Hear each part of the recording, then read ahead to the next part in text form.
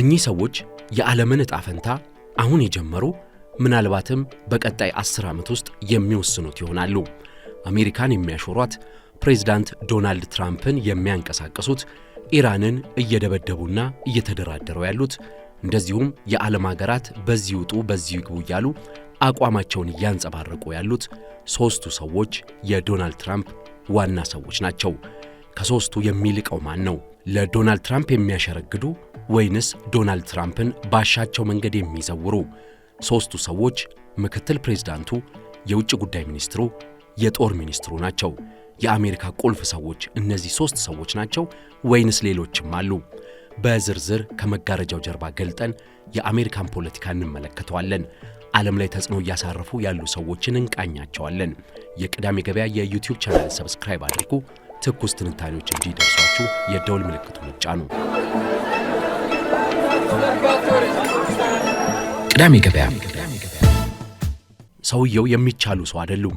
በመውደቅና በመነሳት የሚያምኑ፣ ሽንፈት ምንም የማይመስላቸው፣ ነገ እመለሳለሁ የሚሉ አም ሰርቫይቨር ወይንም ደግሞ የማልሞተው የማልበገረው የፈለገ ብታረጉኝ ዳግም የምነሳው ሰው ነኝ ብለው ያምናሉ ዶናልድ ትራምፕ።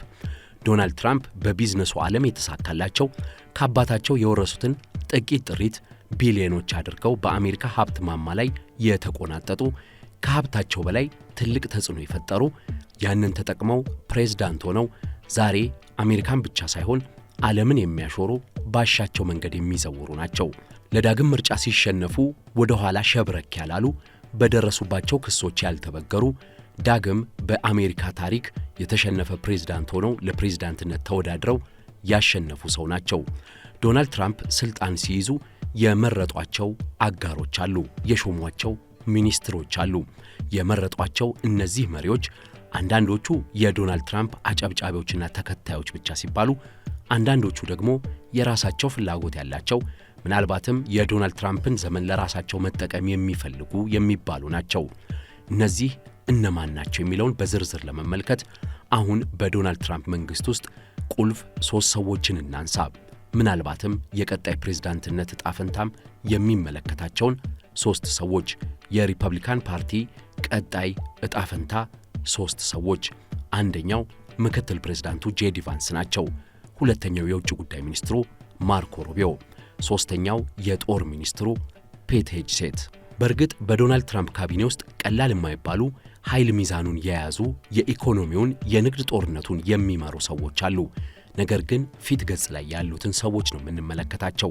ምናልባት ከጀርባ ያሉትን በዝርዝር ሌላ ጊዜም ልናያቸው እንችላለን። የመጀመሪያው ምክትል ፕሬዝዳንቱ ጄዲ ቫንስን እንመልከታቸው። ከመደበኛ የአሜሪካ ቤተሰብ ልጅ የተገኙ፣ በኢራቅ ጦርነት የዘመቱ፣ የል ሕጋቸውን የተማሩ፣ ከታወቀው ዩኒቨርሲቲ የሕግ ትምህርታቸውን የጨበጡ ናቸው። ሂቢሊቲ ኤሌጂ ብለው ያሳተሙት መጽሐፍ ሜሞር ይሉታል ፈረንጆቹ። ልክ እንደ አውቶባዮግራፊ ሆኖ ሜሞር ግን በትዝታዎች ላይ የተመሰረተ መጽሐፍ አይነት ነው። ሜሞራቸውን አሳትመው በአሜሪካ እጅግ በጣም ተነባቢና ተጽዕኖ ፈጣሪ መሆን የቻለ ነው። እኚህ ወጣት ጄዲ ቫንስ የአሜሪካ ፖለቲካ ላይ በአጭር ጊዜ የከፍታ ማማ ላይ መድረስ የቻሉ ናቸው። ኦሃዮን ወክለው የአሜሪካ ሴኔትን የተቆጣጠሩ ወጣት ሴናተርም ሆነዋል። ጄዲ ቫንስ አዋቂና አሳቢ፣ ሐሳባቸውን አደራጅተው የሚያቀርቡ፣ የራሱ ፍልስፍናዎች ያሉት፣ የአሜሪካ ሌጋሲ ሚዲያ የሚባሉትን እንደነ ሲኤንኤን የመሳሰሉትን በመዝለፍና በመተቸት የሚታወቁ፣ እንደዚሁም ደግሞ የአሜሪካ ተቋሞች እድሳት ያስፈልጋቸዋል፣ አርጅተዋል እያሉ የሚሞግቱ ወጣት ምክትል ፕሬዝዳንት፣ ወጣት ምሁር ናቸው። የፖለቲካ አቋማቸው ላይ አዲሱ ቀኝ ዘመም ኃይልን የሚከተሉና ዋና መሪ ተዋናይ ለመሆን መሰላሉን እየወጡ ያሉ ይሏቸዋል። ማጋ በሚባለው ሜክ አሜሪካ ግሬት አጌን የሚለው የዶናልድ ትራምፕ አሜሪካ ትቅደም ዋና አቀንቃኝና በዚህ ሐሳብ ዙሪያ ያሉ በርካታ የአሜሪካ ፖለቲከኞች እንደ ዋና ተስፋ የሚያዩአቸው ሰው ናቸው። ጄዲ ቫንስ ኢኮኖሚክ ናሽናሊስት የሚባሉ፣ የአሜሪካ ኢኮኖሚ ወደ ሀገር ውስጥ ትኩረት ማድረግ አለበት የሚሉ፣ የአሜሪካ የዓለም አቀፍ የጦር እንቅስቃሴን በጥርጣሬ የሚያዩና አሜሪካ ወታደሯን እዛም እዚህም መላክ የለባትም ብለው የሚሞግቱ፣ የአሜሪካ ወግ አጥባቂነትን የሚያቀነቅኑ ትራዲሽናል አሜሪካኒስት የሚሏቸው ሰው ናቸው። ማርኮ ሩቢዮ የውጭ ጉዳይ ሚኒስትሩ የኩባ ስደተኛ ልጅ ናቸው። በርካታ አሜሪካ ውስጥ ያሉት የላቲን ትውልድን ይወክላሉ። ከልጅነታቸው እስከ ፖለቲካ ሕይወታቸው በፍጥነት መሰላሉን የወጡ ሰው ይሏቸዋል ማርኮ ሩቢዮን። ማርኮ ሩቢዮ ፈጣን ፖለቲከኛ፣ በፍሎሪዳ ከ2011 ጀምሮ ላለፉት 15 ዓመታት ሴናተር ሆነው የተመረጡ ናቸው። በ2016 ፕሬዝዳንታዊ እጩነት ጊዜም ማርኮ ሩቢዮ ዶናልድ ትራምፕን በሪፐብሊካን ፓርቲ እጩነት የተፋለሙና በመጨረሻው ሰዓት የተሸነፉ ናቸው። ከመደበኛ አጥባቂነት ወደ ማጋ ቀኝ አክራሪነት የተቀየሩ ይሏቸዋል ማርኮ ሩቢዮን። ማርኮ ሩቢዮ የተሳለ የተወለወለ ስትራቴጂክ ዲፕሎማቲክና ለስላሳ ዲፕሎማሲን የሚከተል ጠንካራ መርህ ያለው ፖለቲከኛና ሰው ይሏቸዋል። የፖለቲካ አቋማቸው ተጨባጭ አደጋዎችን የለየ ትራምፒያን ሪያሊዝም የሚሉት ፈረንጆቹ ጸረ ቻይና፣ ጸረ ኢራን፣ ጸረ ቬንዙዌላ፣ ጸረ ኩባ አቋማቸው በግልጽ የሚታወቅና የሚያቀነቅኑ እንደውም ቻይና እንዳይገቡ ታግደው የነበሩ ሰው ናቸው።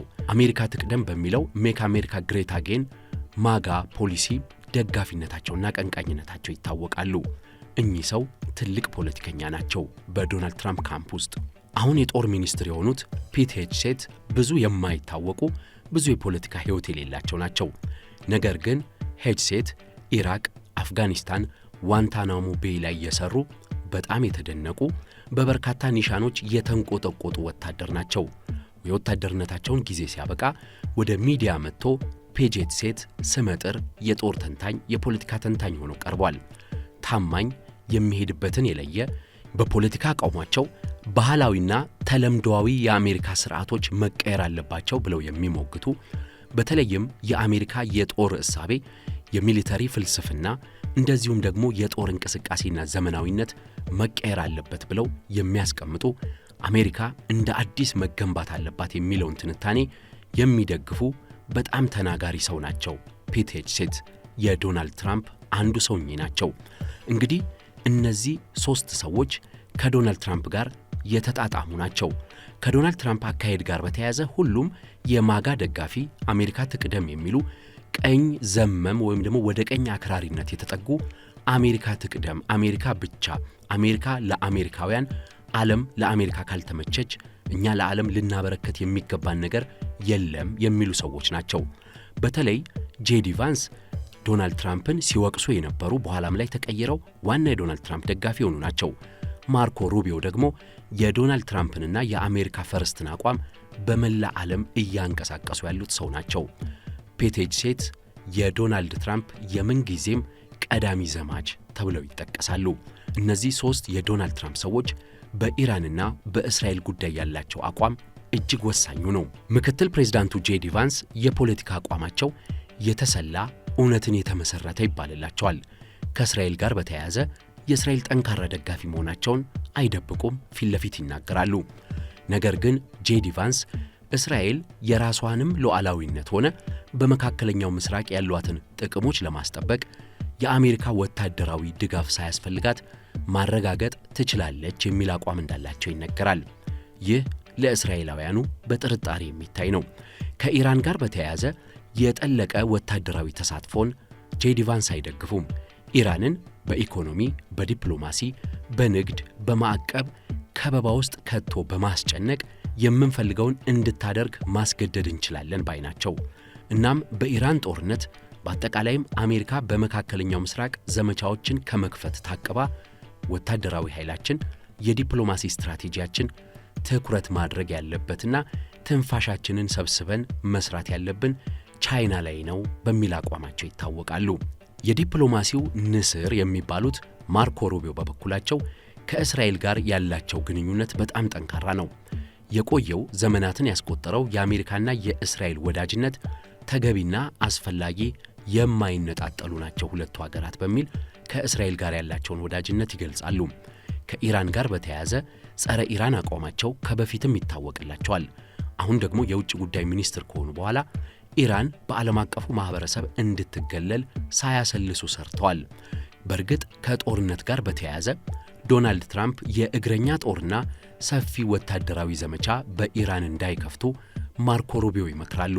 የተራዘመ ጦርነት ከኢራን ጋር ማድረግ የለብንም የሚል አቋምም አላቸው። ፔት ሄግሴት የጦር ሚኒስትሩ አይምሬው ተዋጊ ይባላሉ። የዶናልድ ትራምፕ ዘማች ይባላሉ።